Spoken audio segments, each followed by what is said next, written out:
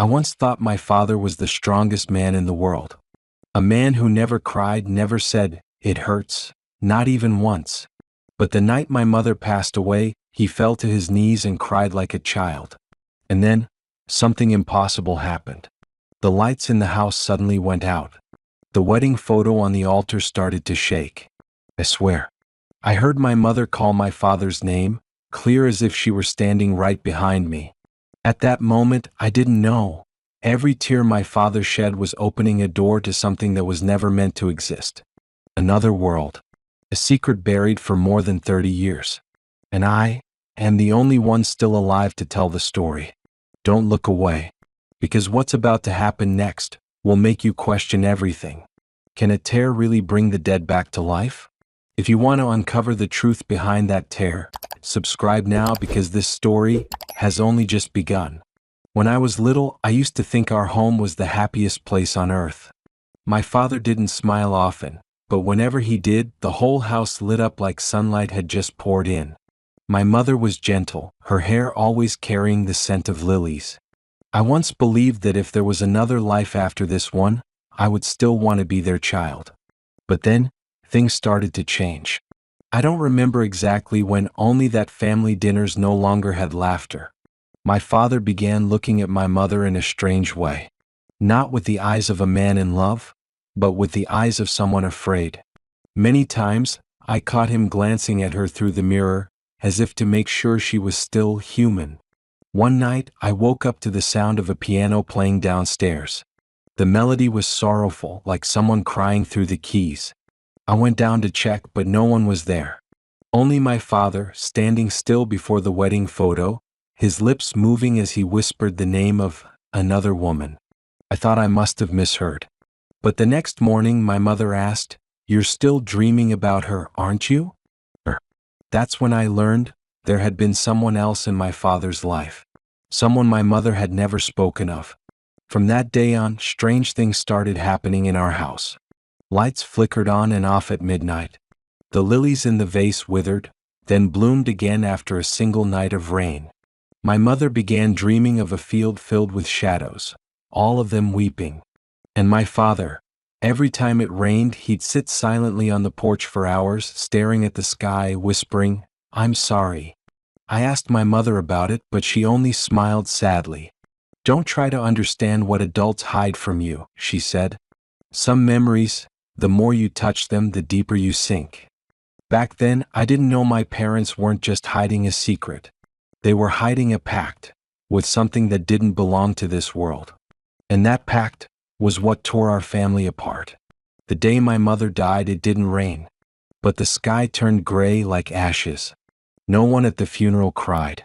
Only the wind whispered through the window frame, and the wind chime clattered softly, as if someone was touching it. My father sat in front of the coffin, eyes empty, like his soul had been drained away. He didn't speak, didn't eat, didn't move for 3 whole days. The relatives all said, "He's just in shock. Men don't cry easily." But I knew it wasn't that he couldn't cry. He was holding something back. On the last night before we buried her, I heard a sound downstairs. I crept down the stairs and saw my father kneeling beside my mother's portrait. His hand trembled on the frame as he whispered, "I kept my promise. Please don't call me anymore." Then he cried. The first tear I had ever seen fall from my father's eyes. And that tear changed everything. It hit the floor with a faint crack like an electric spark. The light bulb above us began flickering wildly. The wedding photo on the wall shook, even though the window was tightly shut. The air grew heavy, cold enough for me to see my breath. And then, through the silence, a voice came from the old cassette player in the corner. My mother's voice. Clear. "Don't cry. I'm still here." I froze. My father looked up, his eyes wet, caught like a man committing a sin. His voice trembled as he said, "Don't tell anyone. The first tear always opens the door." I didn't understand what he meant. But at that exact moment, every clock in the house stopped. All the hands pointed to 3:17 a.m., the exact time my mother died. I don't know if it was coincidence or a message from somewhere else. But from that moment on, after my father's tear fell, That house was no longer for the living. Ever since the night my father cried in front of my mother's photo, our house has never been peaceful again. The things that once felt familiar began to twist into something terrifyingly strange. Whenever my father sat alone, I would hear another set of footsteps in the room. But every time I opened the door, there was no one there. Could it be that my mother was really still here? The wall clock froze at exactly 3:17 a.m., no matter how many times I replaced the batteries. When I took it outside, it worked perfectly. But the moment I put it back in its place, it stopped. Why did time only stand still inside that house? And then came the wedding photo. At first, it was just a flicker in my mind. But as days passed, my mother's face in the picture grew brighter, clearer, as if someone was repainting her features with light. I swear once I saw her smile.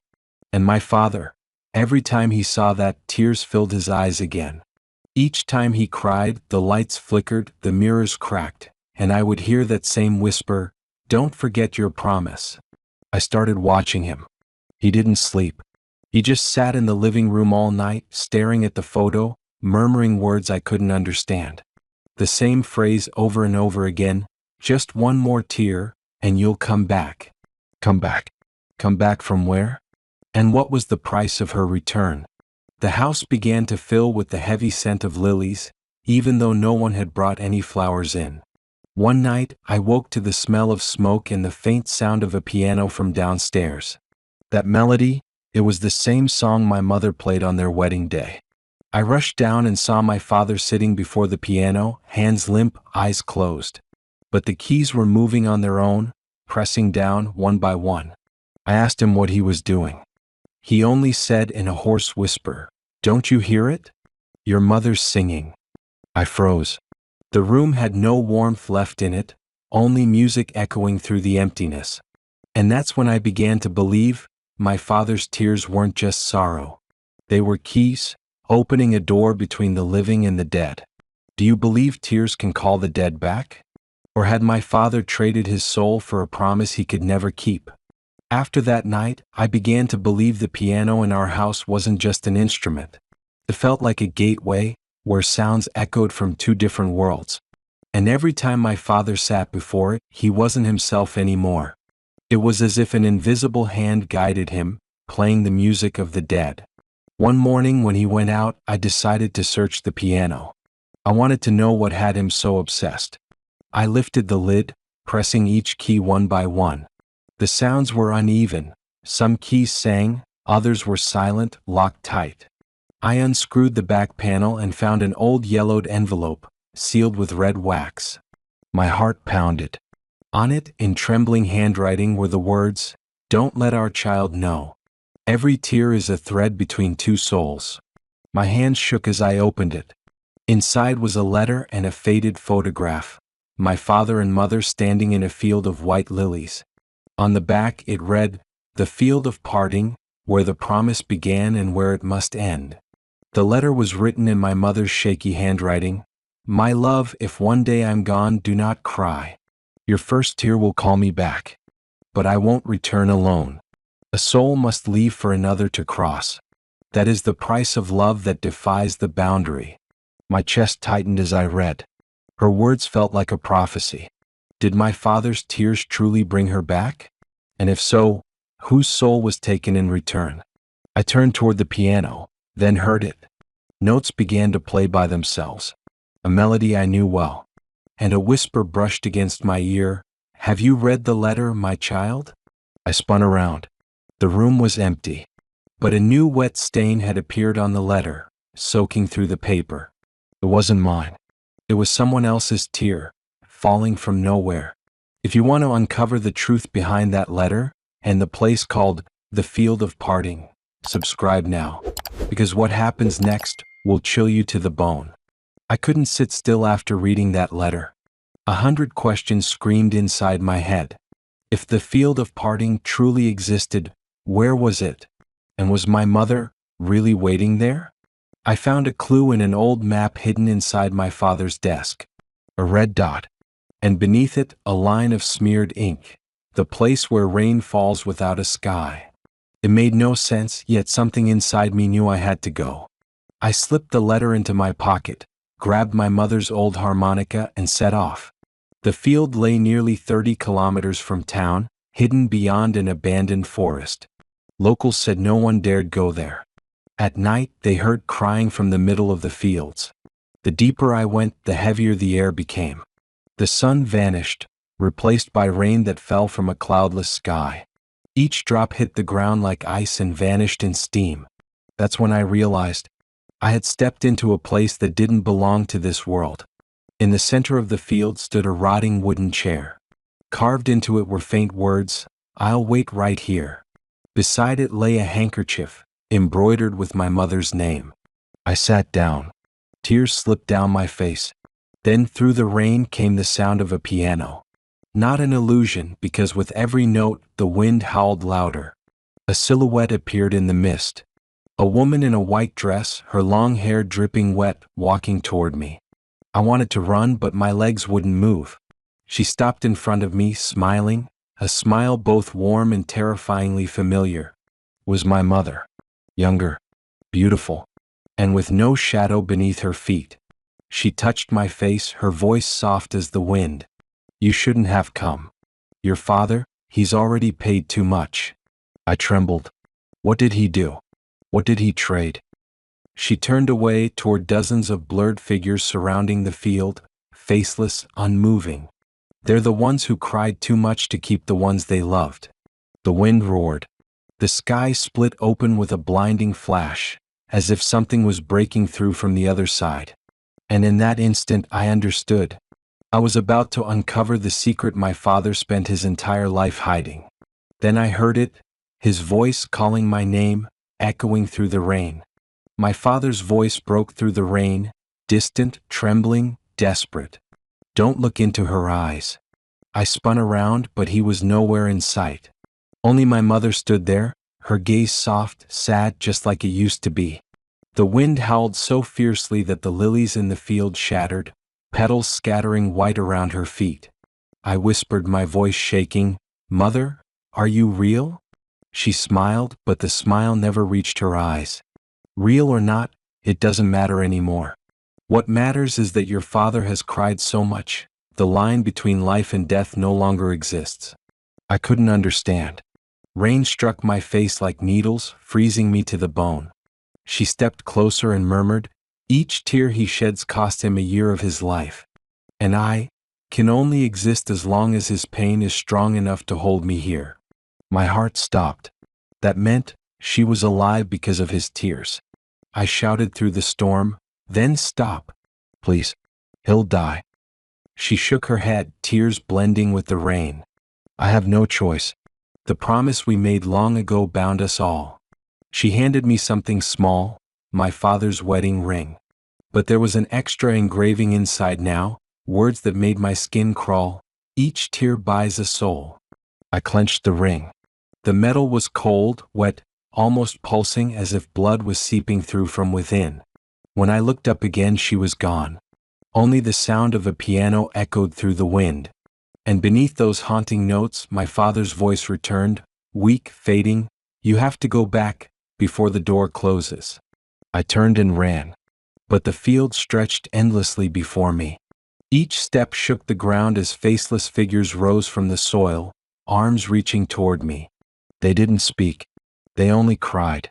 And in those invisible tears I saw my father, sitting alone in the old house, still weeping. That's when I understood. If I didn't make it back in time, he would be gone forever. Because his tears were down to the very last drop. I ran until my legs went numb and my breath came in ragged gasps. Ahead of me stood my father's old house, untouched, frozen in time, just as it had been the day I left. But something was wrong. Every window was glowing with light. That couldn't be. The house had been abandoned for over 10 years. Who had lit those lamps? I pushed the door open. Cold air hit me like a wave.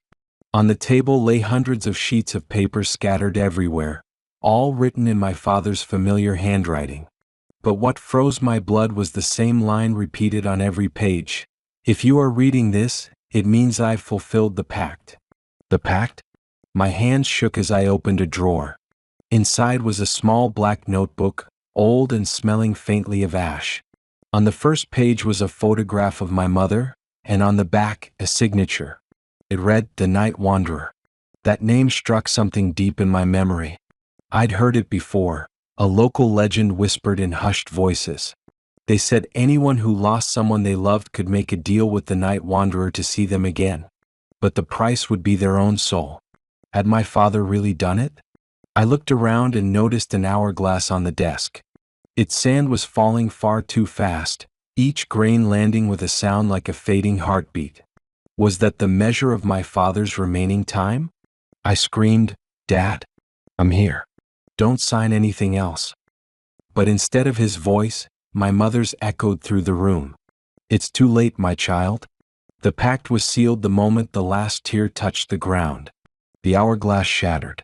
Black smoke burst out, swirling violently through the room. I fell to the floor as whispers flooded my head. One soul redeemed, for one soul imprisoned. When I opened my eyes, I was sitting at the same table, in my father's place. Before me lay the notebook, a pen, and the first tear falling onto the page. That's when I realized the cycle had never ended.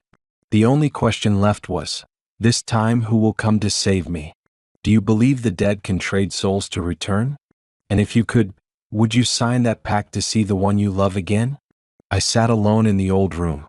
The clock on the wall pointed exactly to 11:59. Only 1 minute left until my father's death anniversary. I knew that when the hand struck 12, something would happen. It was never a coincidence. Everything always repeated on this night.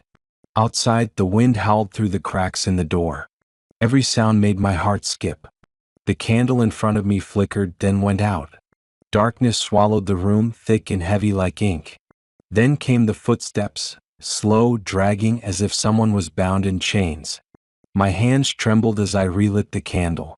On the wall, a shadow moved past. And then I saw him. My father. He was standing right behind me, eyes hollow and black, no pupils, just a frozen void. "You've read the book, haven't you?" he said. His voice was low, strained, echoing as if from somewhere far beyond.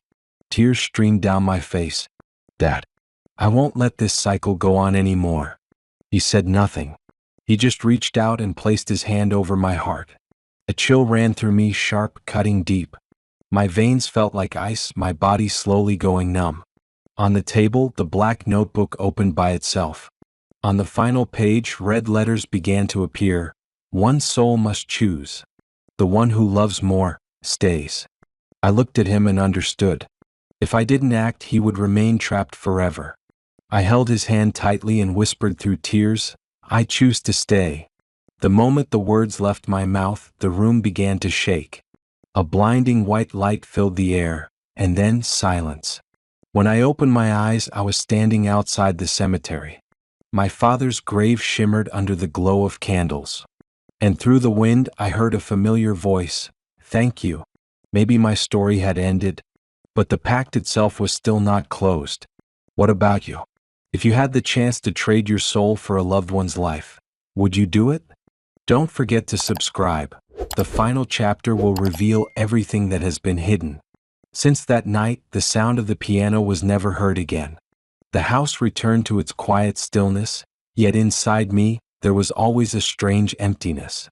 Every time I looked into the mirror, I could still catch a glimpse of my father's eyes, watching me, smiling softly. I finally understood. My father's tears were never a curse. They were a doorway between two worlds, between love and loss. Only when we learn to let go can a soul truly be set free. Now I fear nothing anymore, because I know that true love never disappears. It only changes form and stays within the hearts of those who keep living. If you've ever lost someone, don't try to forget them. Live on, because that's the only way they can finally rest in peace.